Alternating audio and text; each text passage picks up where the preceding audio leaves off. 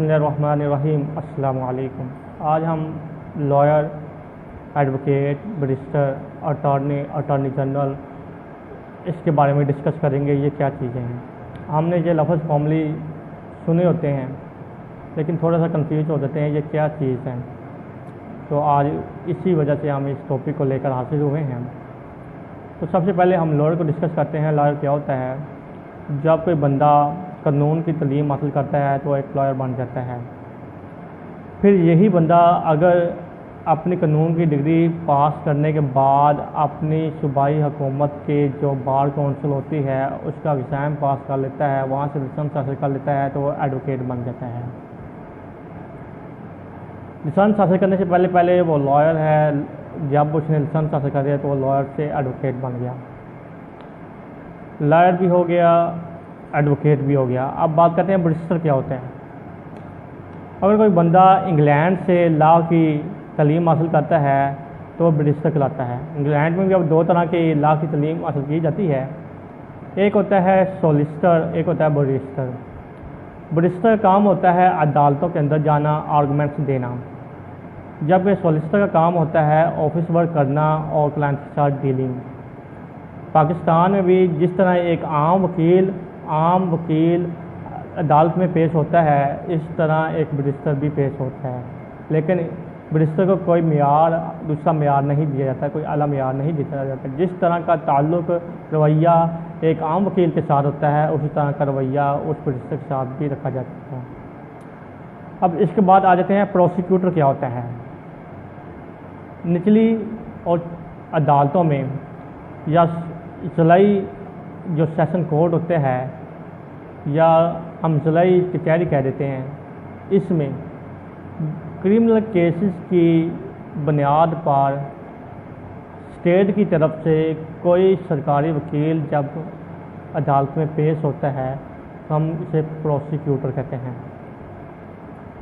اب کہتے ہیں کرمنل کیس میں جب کوئی بھی کرائم ہوتا ہے تو وہ کرائم اسٹیٹ کے اگینسٹ ہوتا ہے، وہ جرم اسٹیٹ کے خلاف سمجھا جاتا ہے، اس لیے اس جرم میں سرکاری وکیل پیش ہوتا ہے عدالت میں، اس کو کہتے ہیں ہم پروسیکیوٹر۔ اب پروسیکیوٹر کی بھی دو اقسام ہیں، یعنی کہ اس کے دو نیچے لیول ہیں، اے ڈی پی پی اور ہے اے پی پی۔ اب اے ڈی پی پی کیا ہے؟ ایڈیشنل ڈسٹرکٹ پبلک پروسیکیوٹر، اور اے پی اے کیا ہے؟ اسسٹنٹ پبلک پروسیکیوٹر، جو ہمارے پاس عدالتوں میں پیش ہوتے ہیں۔ اب اگر یہی سرکاری وکیل سول کیس میں عدالت میں پیش ہوتا ہے تو ہم اس کو کہیں گے اٹارنی۔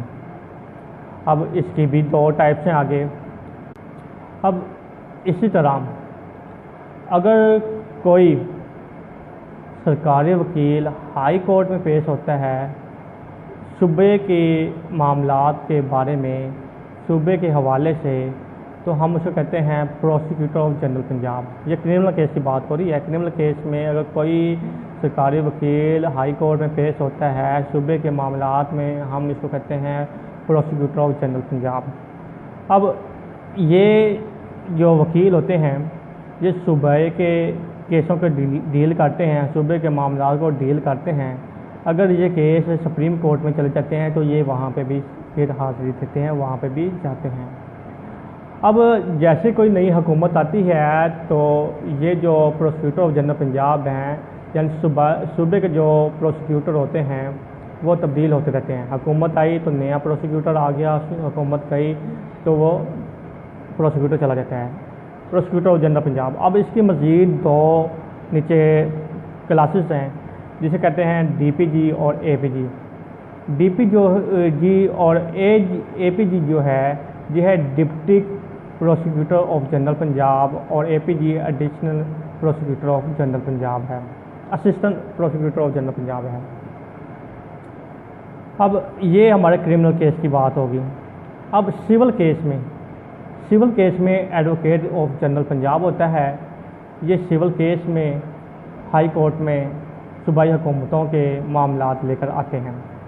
اور اس کے نیچے بھی 2 کلاسز ہوتے ہیں جسے ہم ایڈیشنل ایڈوکیٹ جنرل پنجاب اور اسسٹنٹ ایڈوکیٹ جنرل پنجاب کہتے ہیں۔ یہ بات ہوگی صوبے تک۔ اب صوبوں کے بعد ایک اٹارنی جنرل آف پاکستان ہوتا ہے۔ اٹارنی جنرل آف پاکستان یہ وفاق کی طرف سے ہوتا ہے، یہ وفاق کے تمام معاملات کو سپریم کورٹ میں لے کے جاتا ہے اور سپریم کورٹ اس کو دیکھتی ہے۔ یعنی کہ اگر وفاق کا کوئی معاملہ سپریم کورٹ میں آتا ہے تو attorney general of Pakistan supreme court میں پیش ہوگا۔ اب اٹارنی جنرل آف پاکستان کی بھی مزید 2 کلاسز ہیں جو نیچے سب لیول ہیں، جسے کہتے ہیں اٹارنی جنرل آف پاکستان کے لحاظ سے اٹارنی جنرل کے لحاظ سے 2 نیچے اٹارنی جنرل آف پاکستان کی مزید 2 کلاسز ہیں جنہیں ہم کہتے ہیں ڈپٹی اٹارنی جنرل اور assistant attorney general. I hope کہ میں نے تمام کلاسز کو بہت آسانی سے واضح کیا ہے، اور اگر کچھ بتانے میں کمی رہ گئی ہو تو اس کے لیے معذرت۔ اللہ تعالیٰ سے دعا ہے کہ اللہ تعالیٰ آپ کو، آپ کے گھر والوں کو، تمام دنیا کے مسلمانوں کو خوش و خرم رکھے اور ہمیں صحت و تندرستی والی زندگی عطا فرمائے۔ السلام علیکم ورحمۃ اللہ وبرکاتہ۔